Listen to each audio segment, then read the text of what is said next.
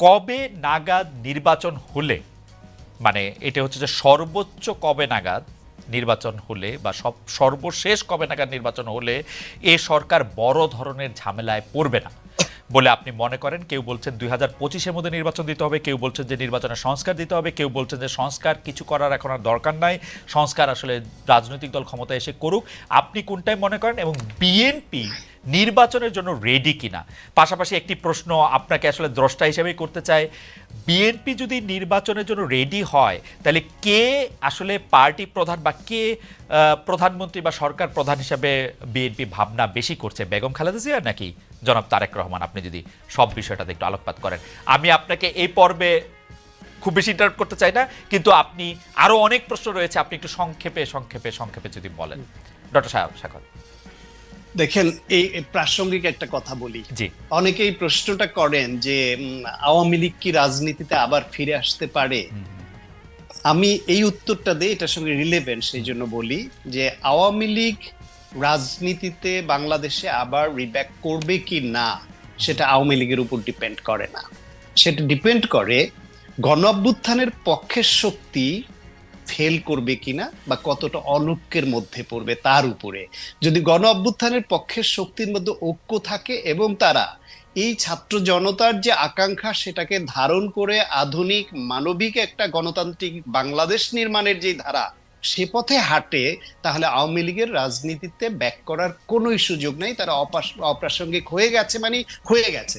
ঠিক একইভাবে এই যে আপনার যে প্রশ্নে যে ঐক্য থাকবে কিনা 33%, তবু 33 পেয়ে পাশ করেছে, আমি তো ভেবেছিলাম পাশই করবে না। এই ইতিমধ্যেই তাদের নানান রকমের সুরে অনৈক্যের সুর কিন্তু কিছুটা আসছে। বাংলাদেশ হচ্ছে জাতিগতভাবে একটা অনৈক্যের দেশ, এটা ঐতিহাসিকভাবে সত্য প্রমাণিত হবে।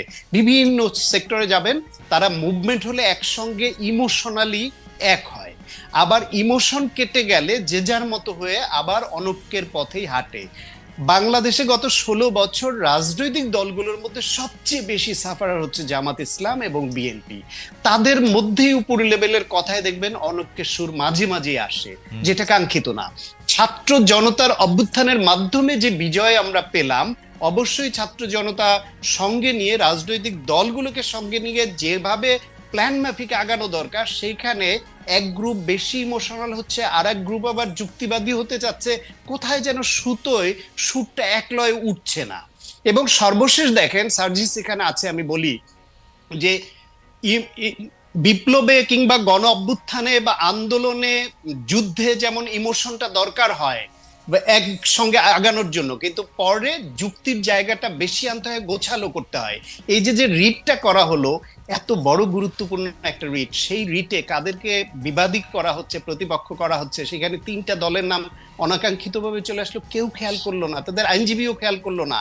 আজকে এই যে বিষয়টা আসছে, এটা তো অনাকাঙ্ক্ষিত। তাতে হয় কি, এদের যে চিন্তা চেতনায় যে সঠিকভাবে কনসেন্ট্রেটেড হচ্ছে না, সেই কথাটা কিন্তু চলে আসে। রাজনৈতিক দলগুলো রাষ্ট্রপতিকে নিয়ে এক পজিশন নিচ্ছে, ছাত্ররা এক পজিশন নিচ্ছে, এত তাড়াতাড়ি তো এরকম হওয়ার কথা না। ফলে এই যে বিষয়গুলো আসছে, এগুলি অ্যাড্রেস করতে না পারলে যদি এই অনৈক্যটা তৈরি হয়, তাহলে আমাদের যে কাঙ্ক্ষিত বাংলাদেশের জন্য এত ছাত্র জনতা জীবন দিল, সেটা তো আমরা পাবো না। মনে ডক্টর সাহেব, একটা প্রশ্ন করতে পারি? আপনার কাছে কি মনে হয় না, মানে আপনি কন্টিনিউ করেন যে জায়গা থেকে, সেই জায়গা থেকে, আপনার কাছে কি মনে হয় না প্রথমেই যখন এই সরকারটা হয়েছে, অন্তর্বর্তীকালীন সরকার যেটা বলেছে, সেটাতে আসলে মানে সেটা একটা জাতীয় সরকার করার জন্য বিএনপির সেটাতে একটা প্রেজেন্টেশন মানে থাকা দরকার ছিল, রিপ্রেজেন্টেশন থাকা দরকার ছিল? এটা শুধু বিএনপি না, আমি আমার বেশ কিছু আলোচনায়, বিভিন্ন অনানুষ্ঠানিক আলোচনা এবং আনুষ্ঠানিক রাউন্ড টেবিল বৈঠক বা সেমিনারে, টক শোতে আমি বলেছি যে এই সরকারটি আসলে কাদের। এই সরকার হচ্ছে গণ অভ্যুত্থানের পক্ষের সমস্ত শক্তির প্রতিনিধিত্বশীল সরকার, এবং এমন মেজরিটি, এমন বেশি, এত সংখ্যক মানুষের সমর্থন পুষ্ট সরকার তো রাজনৈতিক সরকারও হয় না। রাজনৈতিক সরকার শুধু তার সমর্থকদের ভোটে নির্বাচিত হয়, প্রতিপক্ষের ভোট যেখানে আরো বেশি থাকে, তারা আসন কম পায় বলে সরকার গঠন করতে পারে না। কিন্তু এই সরকার হচ্ছে গণহত্যাকারী ফ্যাসিবাদ, মানে খুব অল্প সংখ্যক, লেস দ্যান 10% ধরেন বা 5%, তাদের বাইরের সমস্ত জনগণের আকাঙ্ক্ষার সরকার। সেইখানে এই সরকারটি গঠিত হলো যখন তাকে এই যে 2জন ছাত্র প্রতিনিধি নেওয়া হলো। কেন নেওয়া হলো? কারণ এই ছাত্র স্টেক হোল্ডার, তাদের নেতৃত্বে এই গণঅভ্যুত্থানটা হয়ে সফলতা এসছে। তাহলে 16 বছর ধরে এই যে অভ্যুত্থানের ক্ষেত্র তৈরি করা, সেখানে ভূমিকা রাখার জন্য অন্যান্য রাজনৈতিক দল আছে, অবশ্যই সেখানে বিএনপি একটি, সেখানে জামাত ইসলাম একটি, সেখানে নাগরিক ঐক্য একটি, যেখানে গণসংহতি অনেক অনেক আছে। ফলে যার যেটুকু অংশীদারিত্ব সেই অনুসারে যদি প্রতিনিধিত্ব ওইভাবে করা হতো শুরু থেকে, যেই ভুলটা 72 সনে হয়েছিল জাতীয় সরকার না হয়ে, যদি ওইরকম কিছু করা যেত এবং এতে ভুল বুঝি কমতো, কারণ প্রত্যেকের প্রতিনিধি ভেতরে থাকলে প্রশ্ন করতে পারতো, দাবি জানাতে পারতো এবং মেসেজ পাতো, এই গ্যাপ থাকতো না। ডক্টর সায়ন্ত, আমি কিন্তু জেনে বলতেছি, আপনি যে কয়টা রাজনৈতিক দলের কথা বলছেন, এই মানে এই যে ছাত্ররা, তারা কিন্তু তাদের সকলের অবদান স্বীকার করে এই রাজনৈতিক দলগুলিকে কিন্তু আহ্বান জানিয়েছিল যে তারা যেন এই অন্তর্বর্তীকালীন সরকারের মধ্যে কোনো না কোনোভাবে যুক্ত হয়। এমনকি আমি আপনাকে দায়িত্ব নিয়ে বলতে পারি, তারা কিন্তু এখনো ওপেন আছে যে এই রাজনৈতিক দলগুলি যাতে একটি সরকারের সাথে তারা যুক্ত হয়। তারা কিন্তু চায় না যে তাদেরকে সরকারের বাইরে রাখতে। আমি এটা দায়িত্ব নিয়ে বলতে পারি যে এটা আমার তার সাথে আমার ক্যামেরার বাইরে, ক্যামেরার পেছনে কথা হয়েছে। এই কথা আমি আগেও কারো কাছ থেকে শুনেছি যে অফার করা হয়েছিল, তারা এগ্রি করে নাই। কেন এগ্রি করে নাই সেটা দলীয় সিদ্ধান্তের বিষয় হতে পারে। তবে আমার ব্যক্তিগত মত এটা, যে যদি একটি জাতীয় সরকার শুরু থেকে হতো তাহলে বিভেদ কমতো এবং আমরা যেরকম একটা বাংলাদেশ চাই, যে আকাঙ্ক্ষা নিয়ে গণ অভ্যুত্থান হলো এবং এখনো ছাত্র জনতা লড়াই করে যাচ্ছে যেই বাংলাদেশ চেয়ে, সেই রকম বাংলাদেশের পথে হাঁটবার জন্য যে সংস্কারগুলি দরকার ছিল, তাতে জাতীয় সরকার হলে ভালো হতো। এটা হলো আমার মত। এখন আমার মত যে এমন তো কথা নেই। জি ডক্টর সায়ন্ত, অবস্থা দৃষ্টে মনে হয় যে বিএনপি এই ছাত্র জনতা বা বৈষম্য বিরোধী ছাত্র আন্দোলনের যে প্ল্যাটফর্ম, তাদের থেকে আওয়ামী লীগকে বেশি ভালোবাসে এবং আওয়ামী লীগের সঙ্গে থাকতে চায়, এবং আওয়ামী লীগের সংবিধান, আওয়ামী লীগের রাষ্ট্রপতি, আওয়ামী লীগের রাজনৈতিক অধিকার, সেগুলি নিয়ে বিএনপি বেশি সোচ্চার। আসলে এটা ভালো, এটা খারাপ না, আমরা এরকম বিএনপি চেয়েছিলাম। কিন্তু ঘটনা হইতেছে যে এই ছাত্ররা দোষটা কি করলো? ছাত্রদের প্রতি কিন্তু বিএনপির প্রথম থেকেই এক ধরনের, আমি যদি বলি সন্দেহ, অজুহাত, মানে কেমন জানি একটা সন্দেহের তীর, মানে ঠিক পছন্দ করে না। না না, সেটা নয়।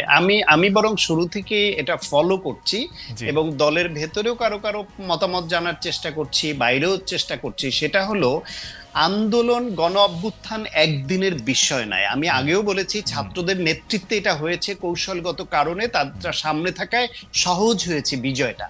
কিন্তু এই প্ল্যাটফর্ম তৈরির পেছনে 750 মানুষের গুমের ঘটনা জড়িত আছে। এই বিজয়ের প্ল্যাটফর্ম তৈরি করবার পেছনে কয়েক হাজার মানুষের এক্সট্রা জুডিশিয়াল কিলিং এর বিষয়টা যুক্ত আছে।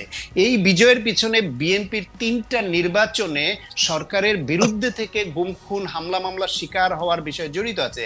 জামায়াতের ভীষণ ত্যাগের সঙ্গে জড়িত আছে। দেশের মানুষের অনেক আকাঙ্ক্ষা এবং তা বাস্তবায়ন না হওয়া এবং অনেক ডিপ্রাইভেশনের সঙ্গে যুক্ত আছে।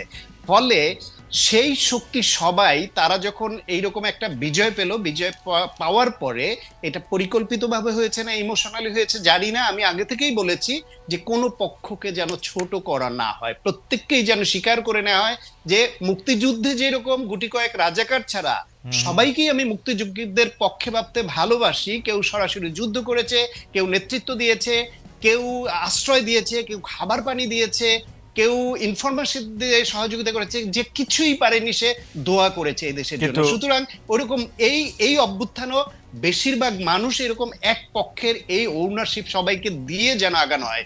সেইখানে যখন থেকে এরকম কথা আসলো যে মাস্টারমাইন্ড কে বা আমার প্রাথমিক, আমার ধারণা আপনার